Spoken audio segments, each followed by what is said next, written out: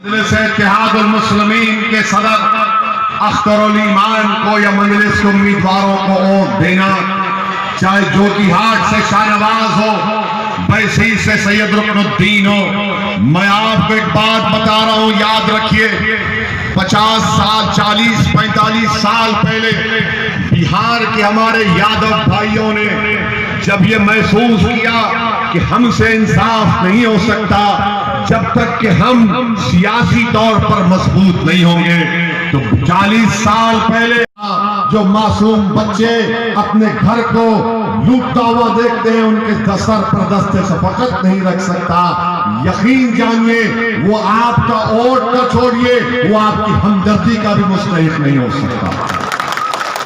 इसीलिए आपसे अपील करने आए हैं कि 7 तारीख के दिन आपको अपने मुस्तकबिल के लिए, अमूर की तरक्की के लिए, अमूर के इंसाफ के लिए आपको यहां से पतंग छाप को कामयाब करना है। सीमांचल की लड़ाई तो ईमान जिंदाबाद, नारे तकबीर, नारे तकबीर।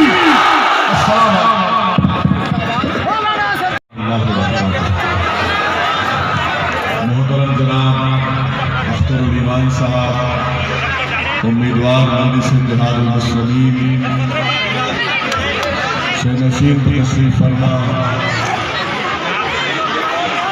कौम और मिल्लत के तमाम जिम्मेदारान, उलमा इकराम, मेरे मजलिसी रुखा, मोअज़्ज़िज़ हाज़रीन इकराम, मैं आप तमाम का शुक्रगुजार हूँ कि आपने अपना कीमती वक्त निकाल कर आज के इस इंतखाबी जलसे में शिरकत की।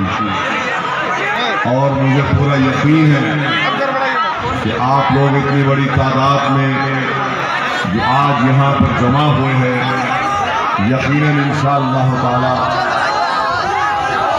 आवाज नहीं आ रही के दिन अपना वोट डालने जाएंगे। याद रखिए, सीमांचल की लड़ाई में असदुद्दीन ओवैसी मुद्दा नहीं है, मुद्दा आप है मेरे भाई।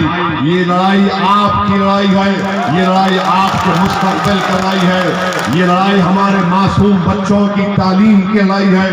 ये लड़ाई सीमांचल में और अमूर विधानसभा में यहाँ पर जो किसान परेशान हो जाता है, जमीन सैलाब और बाढ़ आती है, तो उनकी लड़ाई है।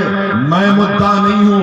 यकीनन जमहूरियत में आप जिसको पसंद करते हैं आप उनको वोट दे सकते हैं, और मेरा मानना यह है कि अल्लाह जिसको कामयाब करना चाहेगा, दुनिया की कोई ताकत उसकी कामयाबी को नहीं रोक सकती। मेरे अजीज दोस्तों और बुजुर्गों, पिताजी ने अख्तरुल ईमान को मौका दिया। आप सोचिए कितना गुरूर और तकब्बुर है। कह रहे हैं कि हमारे पिता ने अख्तरुल ईमान को मौका दिया। याद रखो, 15 साल हमने तुमको सत्ता दी थी, हमने तुमको मौका नहीं दिया था। तुम्हारे परिवार से 2-2 को मुख्यमंत्री बनाया था।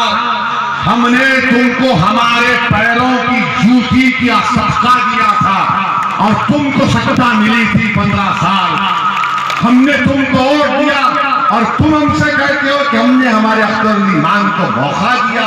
अरे मौका, इज्जत तो अल्लाह देने वाला, इज्जत तो अल्लाह देने वाला है, और जिल्लत भी अल्लाह देने वाला है।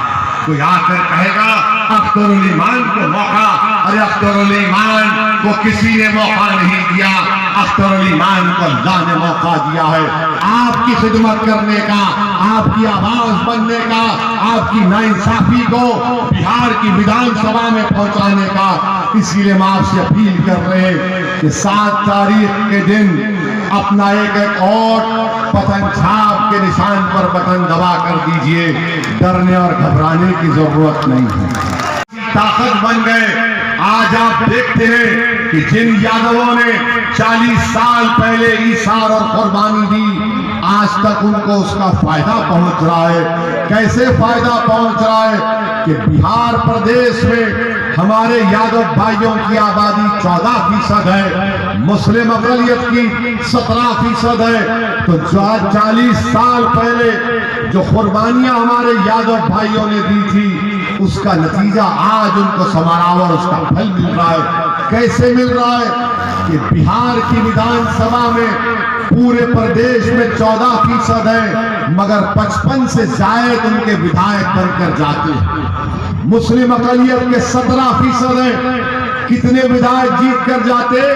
सिर्फ 23 जीत कर जाते हैं।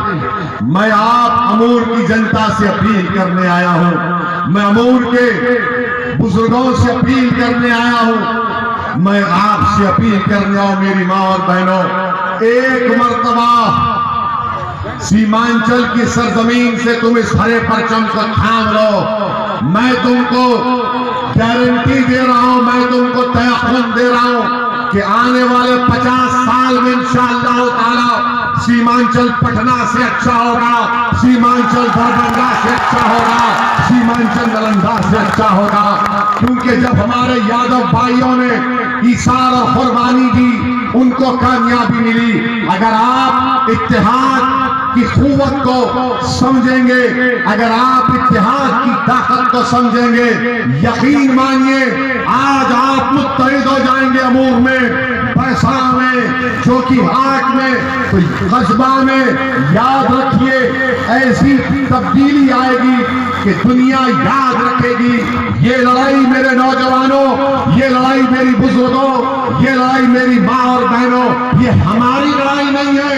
ये 50 साल बाद आने वाली हमारी नस्ल की लड़ाई का आगाज आज से किया जाता है। ये जमहूरियत में हम अपनी अमूर की जनता की खिदमत के लिए आपको उम्मीदवार बनाकर पेश किया। हम आपसे अपील करने आए हैं कि आप पतंग छाप पर वोट डालिए। आपके अख्तियार में कि 7 तारीख के दिन आप उन सियासी पार्टी को भी वोट दे सकते हैं जो पिछले 30 साल से आपका वोट तो हासिल किया मगर आपका काम नहीं किया। आपने 30 साल से उनको वोट तो दिया मगर वो अमूर के गरीबों के दरमियान में नजर नहीं आए।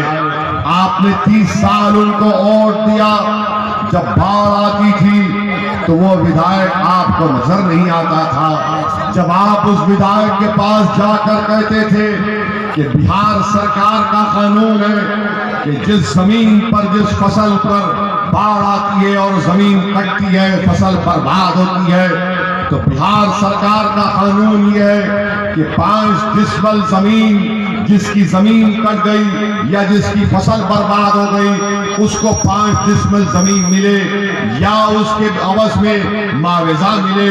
तो आपने ऐसे विधायक को 6 मरतबा कामयाब किया जिसने अमूर की जनता से कहा कि नहीं नहीं ये कटान नहीं, ये दसान है, नहीं नहीं ये कटान नहीं दसान है।